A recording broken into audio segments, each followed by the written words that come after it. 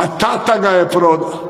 Evo da vam kažem Guardiola. Da li ste vidjeli igdje prezime Mamić u ovim svim novinskim tekstovima kad je u pitanju Guardiola? Niste vidjeli. Jer to je zabranjeno u Hrvatskoj, u bilo čemu. Mamići nisu ništa napravili, Mamići su lopovi i kriminalci. A istina je sljedeća. Rekao sam vam da sam 4,5 godine u Međugorju. Svake godine dolaze 4 generacije, jer tu ima jedan kamp, pripremni kamp u Međugorju, gdje dolaze se klubovi pripremati, igraju se turniri. U ljeto dođe 4 generacije Dinama, klinaca do 16 godina i ja gledam prije 4 godine te klince, oko mene je 10-20 ljudi iz Dinama. Ja kažem, koji je ono mali?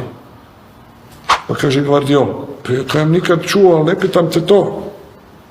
Pa koliko on ima godine? Pa kaže 16. Pa ja kažem, šta radi tu? Dignem telefon ispred njih ovako. Zoran Mamić, moj brat, je bio sportski direktor Dinama, Bjelica trener.